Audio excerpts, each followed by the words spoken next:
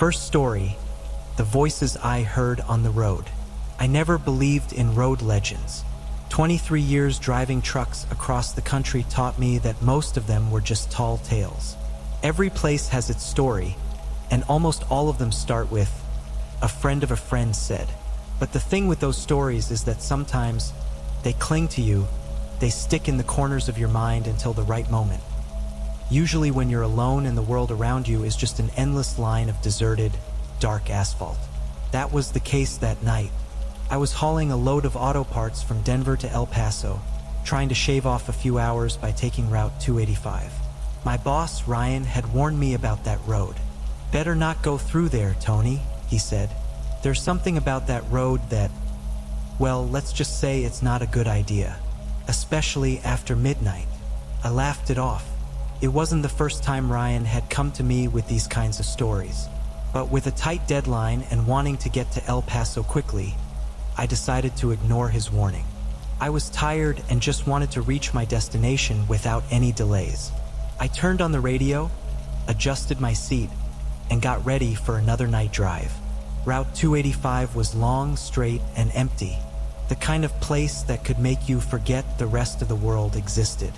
I hadn't seen another car in almost an hour, just the shy moon illuminating dark signs and my truck's headlights cutting through the darkness.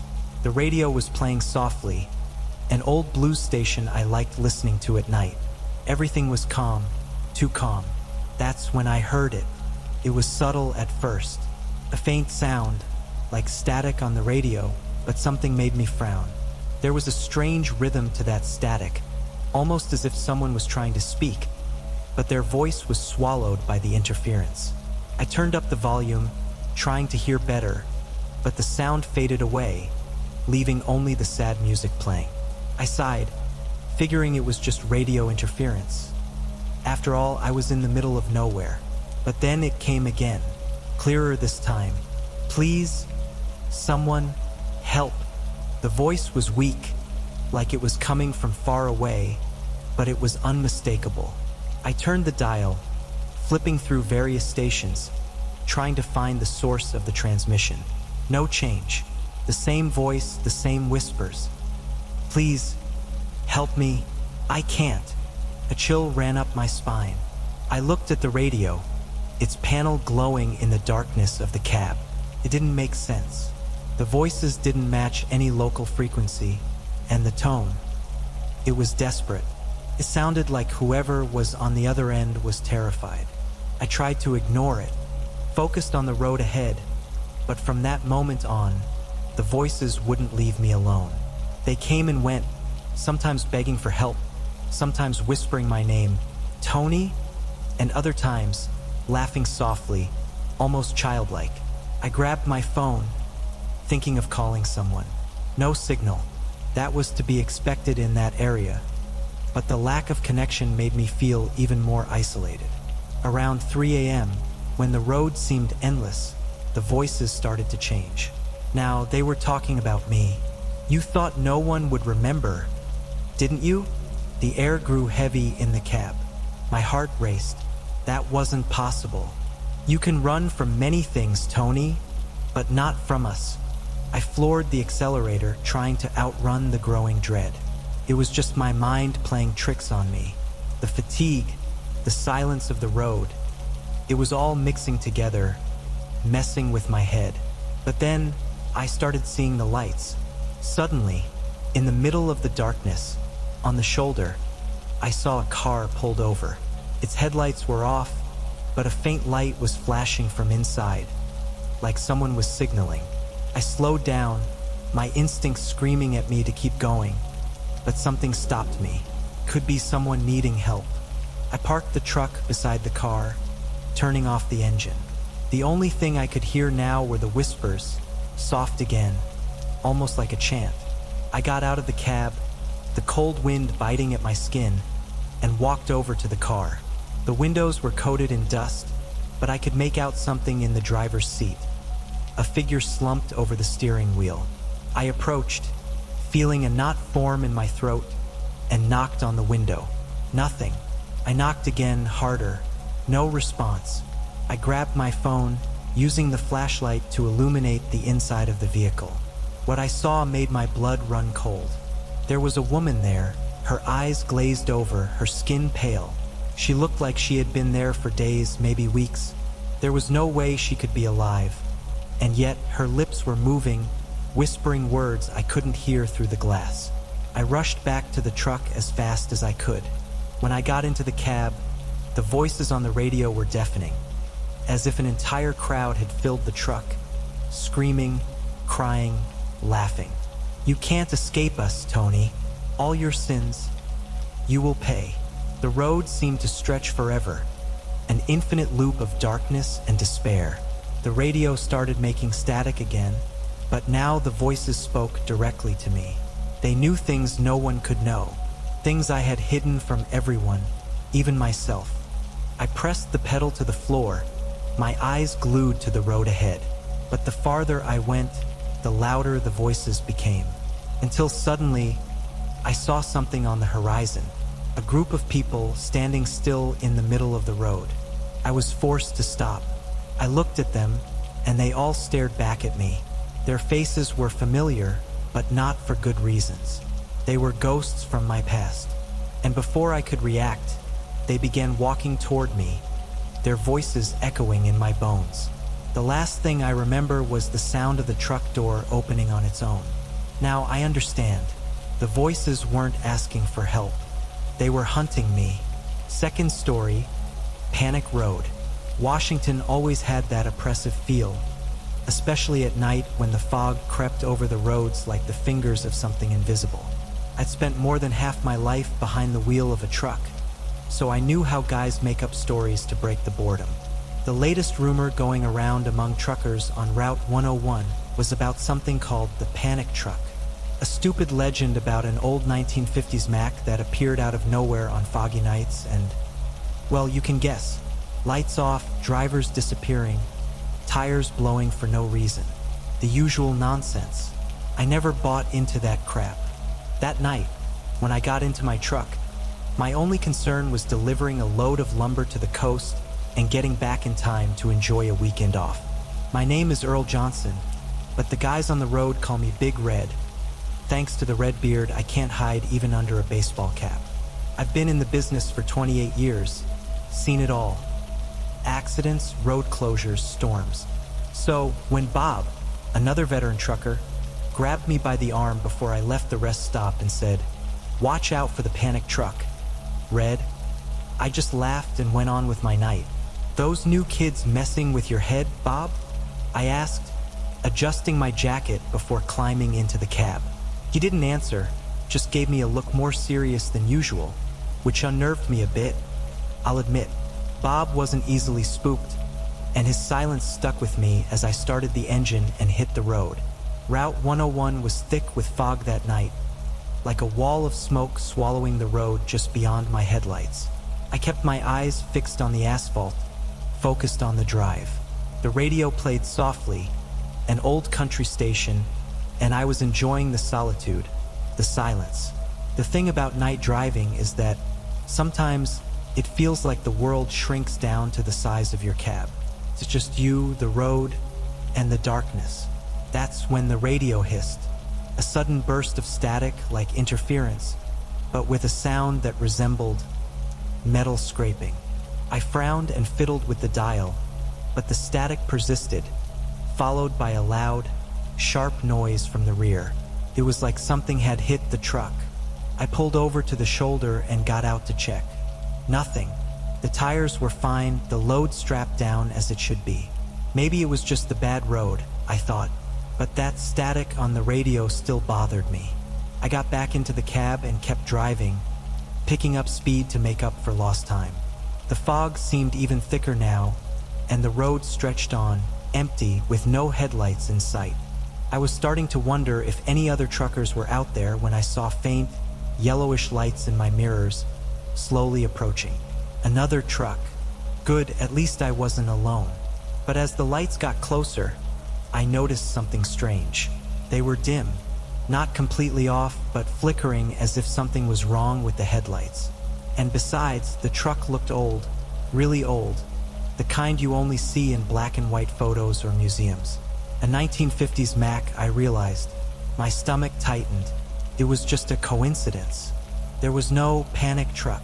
It had to be some trucker with a vintage vehicle or some crazy collector driving that piece of junk in the fog. But the bad feeling inside me kept growing, and when the Mack got closer, I saw it was practically tailgating me. Its lights flickering, shadows covering the driver. I sped up. No reason to stay near that thing. But the Mack sped up too. Cold sweat ran down my back. No matter how much I accelerated, it stayed right behind me, like a shadow stuck to me. I was starting to lose my nerve. I glanced in the mirror again and almost wrecked the truck when I saw a figure sitting in the Mack's cab. But I couldn't make out its face, just a silhouette blurred by the fog. It wasn't trying to pass me, just following, its headlights flickering, like it was watching me. My radio hissed again, and this time I heard it clearly. "You're not getting away, Earl." I froze. Nobody knew my name. The sound came from the radio, but it felt like it was whispered inside my head. I blinked, trying to shake off the panic. "This is just a trick of your mind," I told myself. "None of this is real." Suddenly, the truck jolted violently, and I heard a loud pop. One of the rear tires had blown. I had to stop. The Mack slowed down, gliding behind me like it was waiting. I pulled over to the shoulder, my hands shaking as I turned off the engine. I got out of the cab, and the silence of the road felt more oppressive than ever. The Mack stopped a few yards behind me, its silhouette looming, headlights still off. There was no sound of an engine, nothing. It was like it was part of the fog, an ancient, dead thing that shouldn't be there. Then I heard footsteps, slow, dragging. I turned toward the Mack. The figure in the cab was now outside, walking toward me. I couldn't see its face, but I felt an ancient, evil presence coming from it. My legs stiffened. It was like being trapped in a nightmare, unable to run. The radio, back in my truck, crackled endlessly, and in the middle of the static, I heard again, "You shouldn't have taken this road, Earl."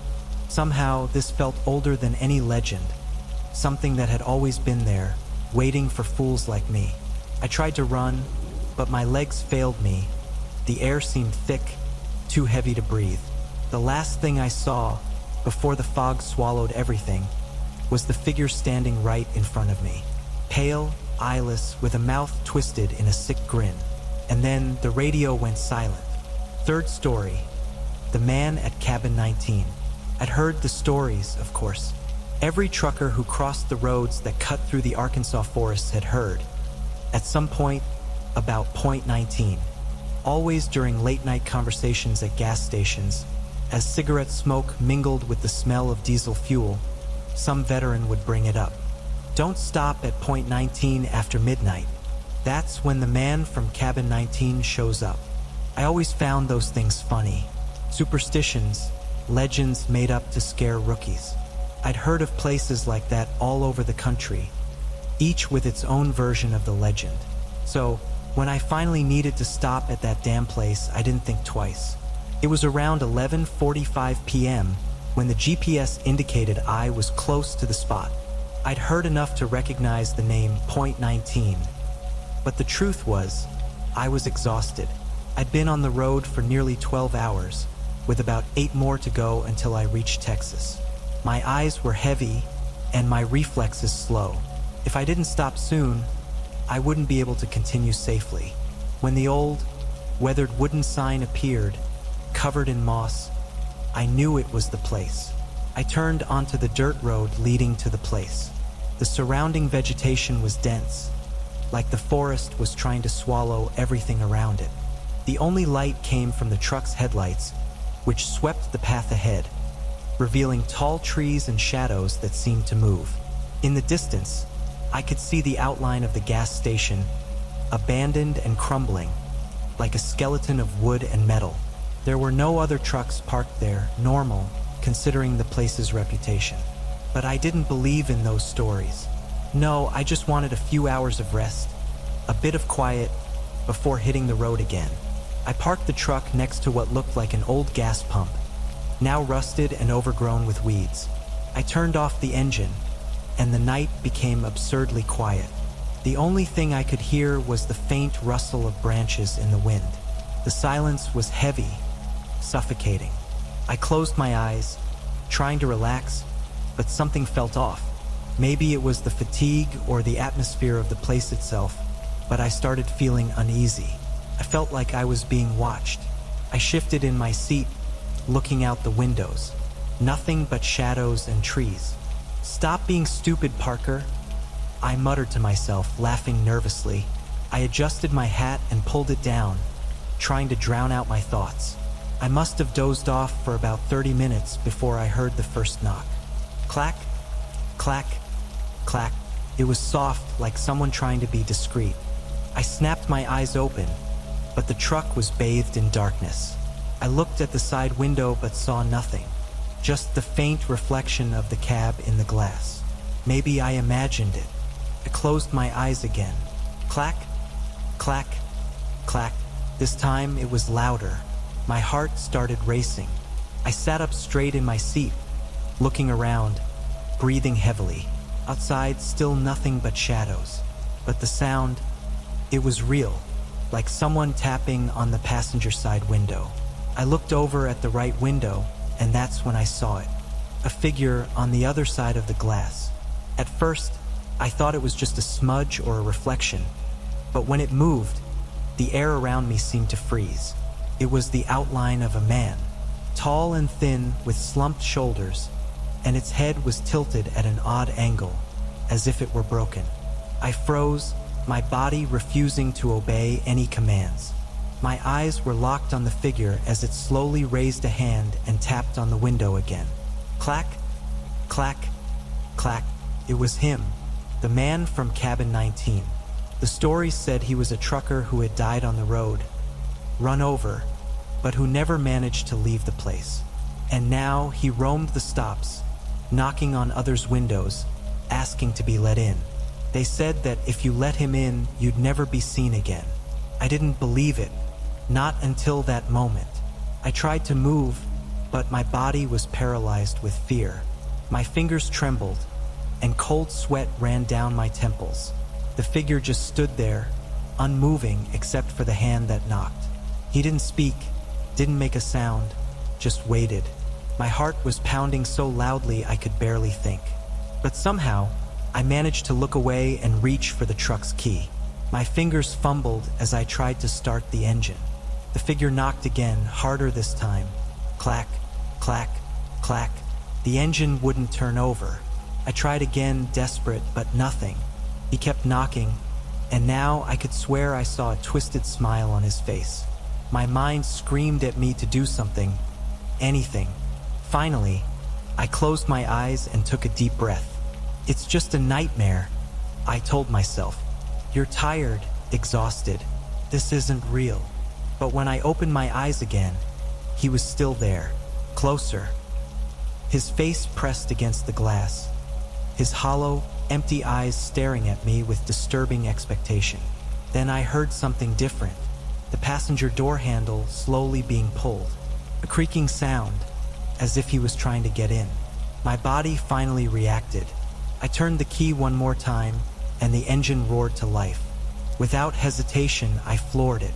The wheels skidded on the dirt, and I felt the truck lurch as I sped away, the sound of the knocking fading into the distance.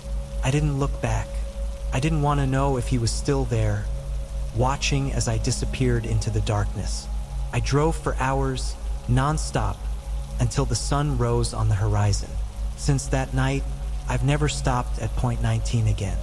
And if you're ever driving on those roads, I suggest you don't either, because he's there waiting and knocking on your window.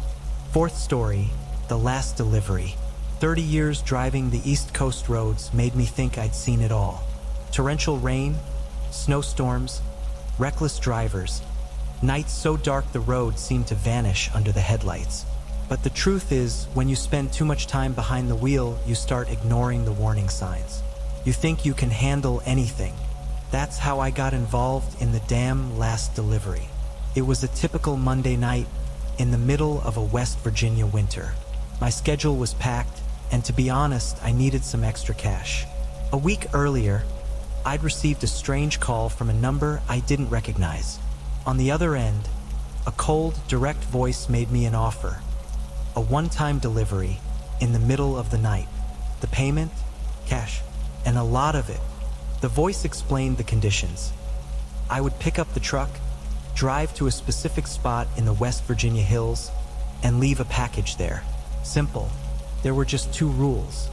Don't look at the package and don't get out of the truck until the client arrived. I accepted right away. I needed the money, and deserted roads never scared me. On the night of the delivery, I went to the agreed location and, as promised, there was an envelope of cash on the passenger seat. When I saw the amount, I chuckled softly in disbelief. It was more than I would make in a month. I checked the clock. Almost 11 p.m. I knew it was going to be a long night, but nothing could have prepared me for what was coming. The package was on the back seat, wrapped in dark fabric and tied with thick ropes. I made sure not to pay much attention to it, remembering the instructions. But the uncomfortable feeling started soon after I left town. With every turn on the winding road, I felt a growing sense of unease, like something was wrong, but I couldn't pinpoint what. The road to the destination grew narrower, lined with skeletal trees and steep hills. The moon barely lit the way, and the feeling of isolation was suffocating. The radio hissed with static, no signal. Of course, that was no surprise. In those mountain regions, the signal often cut out. Then came the sound. I didn't want to believe what I heard. A low, muffled noise coming from the back seat. Something like scratching, like someone or something was inside the package. I swallowed hard, gripping the steering wheel tighter. It's just your mind playing tricks, I thought. You're tired, Henry, that's all. But the sound came again, a faint scraping, as if something alive was moving inside. I looked in the rearview mirror and saw the package. Still, but now it seemed different. The ropes were a little looser, like something was trying to get out. I remembered the rules. Don't look at the package. So I kept driving, trying to ignore the noises. Every mile, the sound grew louder.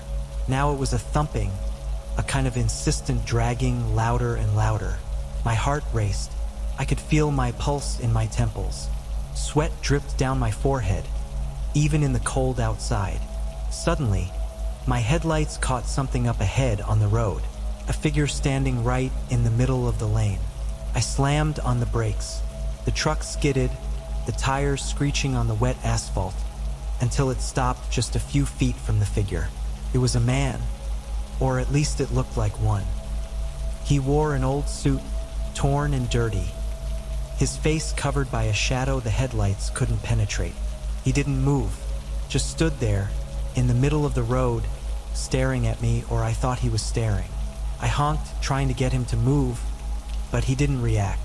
Just stood there, motionless like a statue. My breath was ragged. It didn't make sense. I tried to reverse, but something in the truck seemed not to respond. The engine sputtered, as if it were frozen by the fear gripping me. Then I heard the package again. Now it was clear, loud, desperate thumps. Something or someone inside wanted out. Curiosity and terror battled inside me. I knew I wasn't supposed to look, but the noise, it was unbearable. The man in front of me took a step, just one, enough to make me unbuckle my seatbelt and turn around.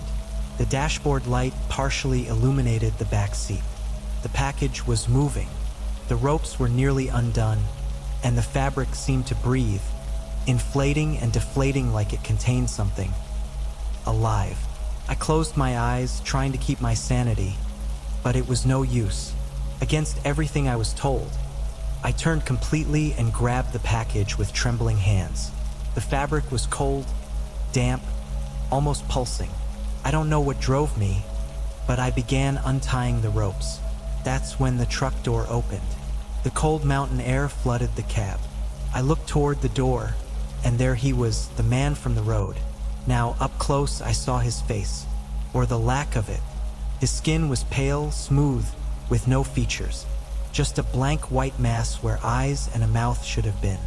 He slowly raised his hand, as if inviting me to step out. Panic overtook me. I tried to shut the door, but the man was already halfway inside the cab, his hand reaching toward me. And then, the sound from the package stopped. Everything stopped. I looked back, and the package was open. The fabric was thrown aside, but there was nothing inside. Just emptiness. An emptiness so deep and dark it made me feel like the ground had vanished. That's when I realized I was the package, and this was my last delivery.